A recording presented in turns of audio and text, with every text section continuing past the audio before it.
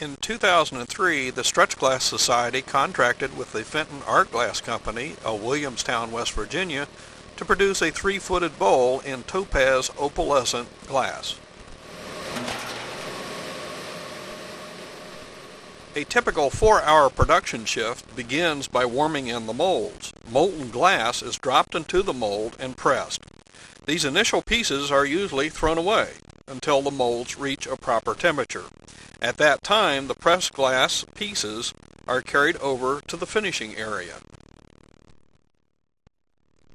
The first thing that strikes most visitors to the production areas is the incredible noise. This is produced by the blasting of the glory holes, cooling air pipes, and people pressing and working glass.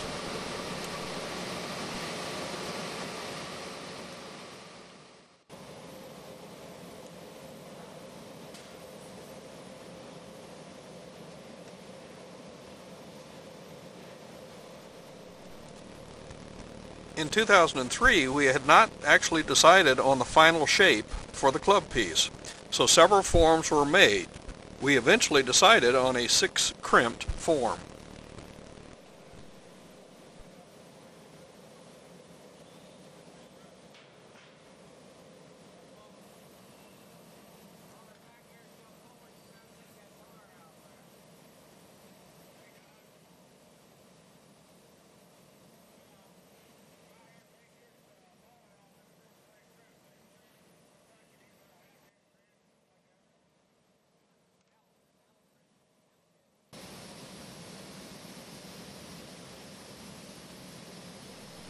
The real magic of stretch glass is its unique iridescent effect. Pressed and reheated glass is sprayed with a metallic salt solution which produces a shiny iridescent effect. This process is called doping. The stretch iridescent effect is then produced when the doped piece is reheated in a glory hole, and the effect is further enhanced by shaping.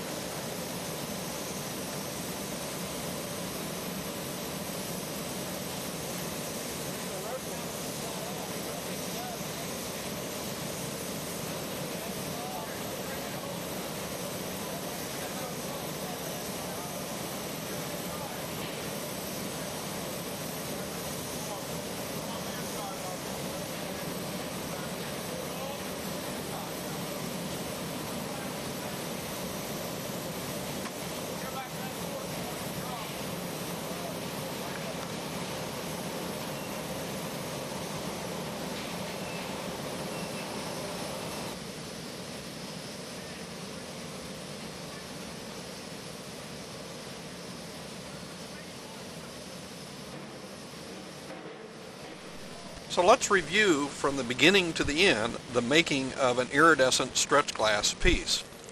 First, the gatherer takes a glob of molten glass from the pot and holds it over a mold.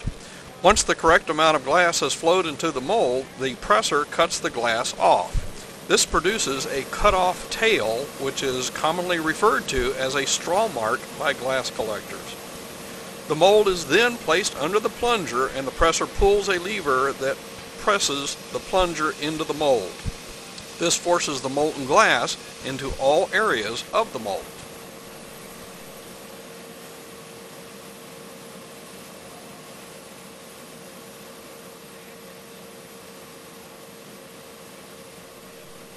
The mold is then opened and the pressed piece is turned out. The pieces may be fire polished to remove any surface ripples.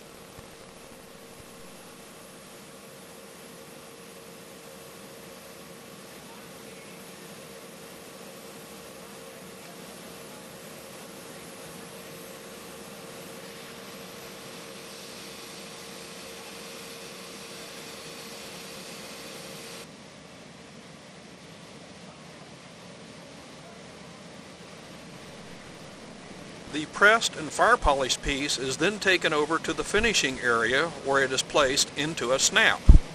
The snap has jaws that open and close around the base of the molded piece. Note that this particular snap has cut out areas for the 3 feet. The snapped up piece is then reheated in a glory hole prior to the spraying of the dope.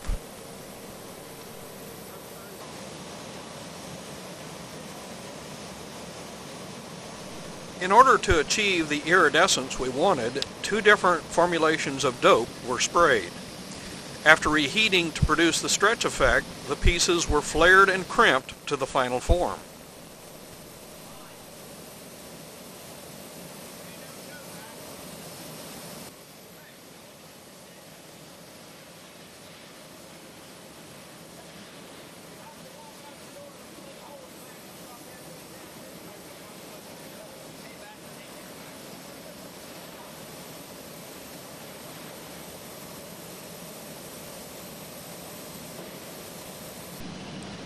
Finished pieces are then removed from the snap and carried over to the leer for their 4-hour cooling process.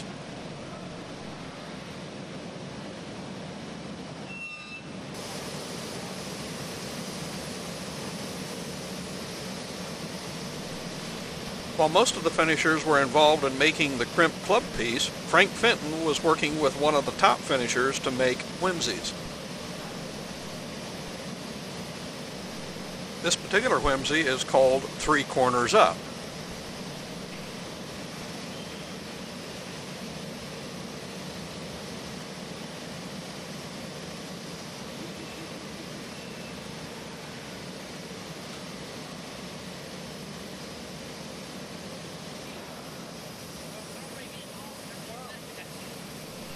By dramatically flattening down the piece, the shaper can turn our bowl into a 3-footed plate.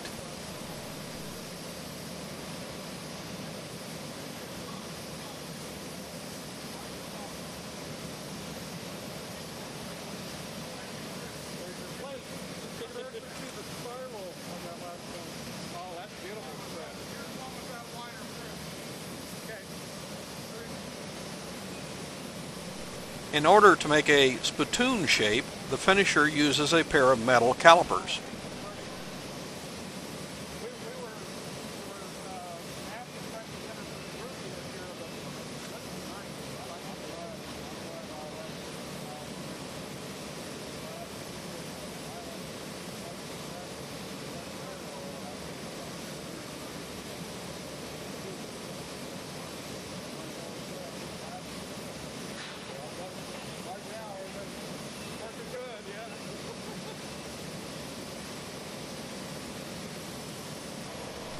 Swung vases are often misidentified as stretch glass.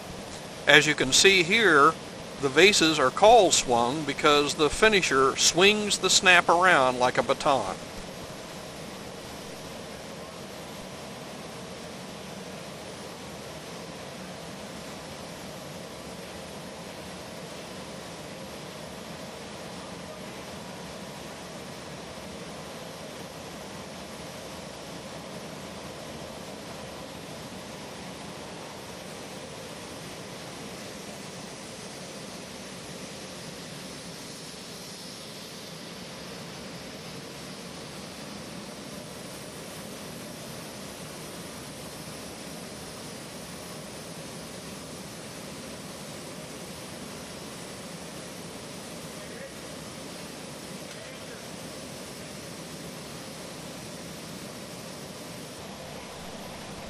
You certainly don't want to stay in the plane of rotation of one of the swung vases because the piece may let go out of the snap.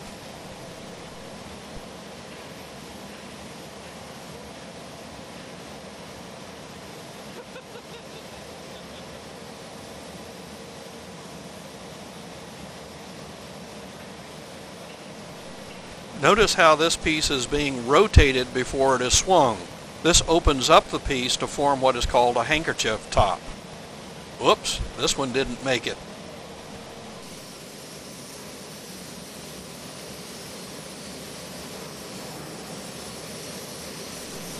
After several tries, this finisher finally got a swung vase with that unusual handkerchief effect.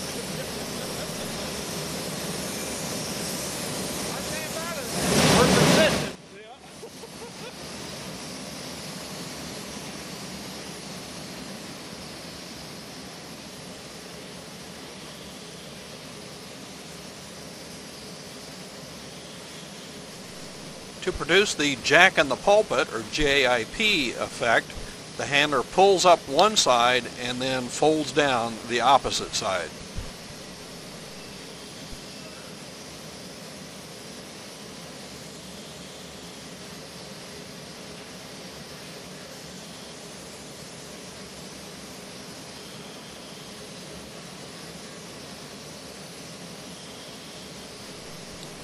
The finisher produces a four corners up or square piece by lifting up the four corners.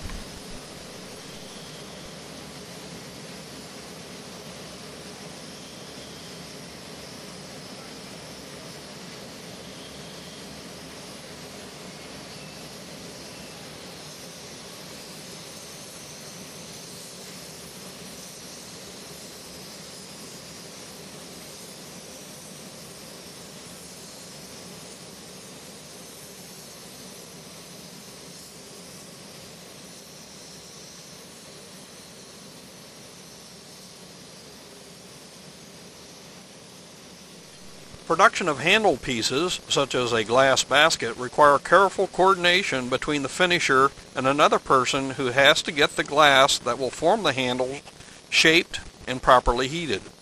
The hot glass is touched to the basket base, and the base is then rotated to produce a spiral handle.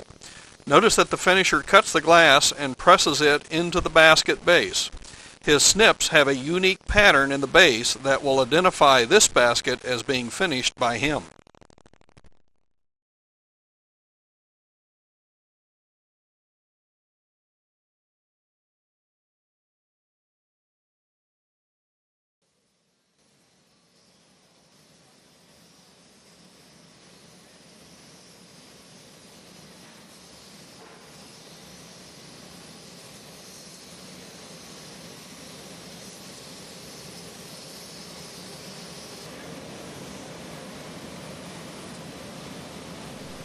In order to make a gravy boat, the finisher flares one of the bowls, crimps one side, and lifts the other.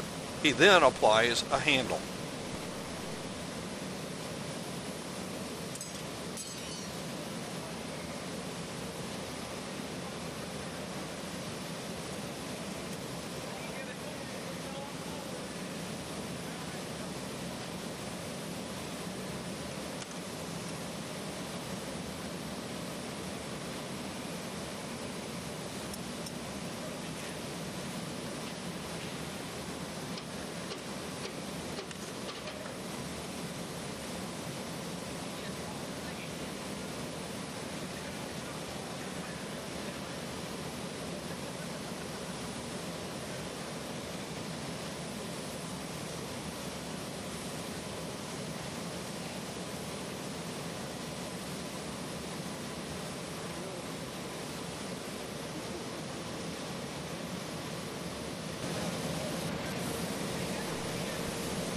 In order to make a really big coffee cup, the shaper folds in one of the bowls, applies a handle. Oh, and by the way, you need to make sure that those crimps are on the handle so you don't lose that big cup of joe.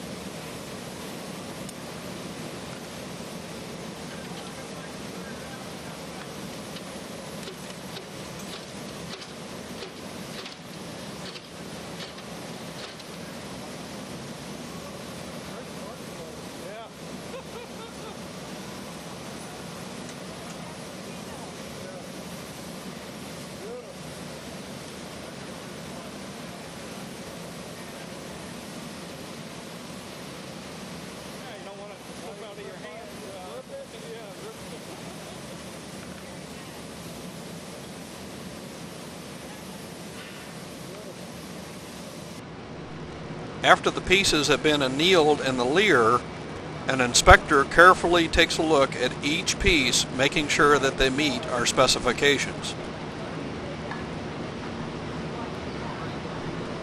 Jim and Pam Steinbach, along with Frank Fenton, give final inspection for the Whimsies. After inspection and approval, the pieces are then shipped back into Frank's special cage for storage.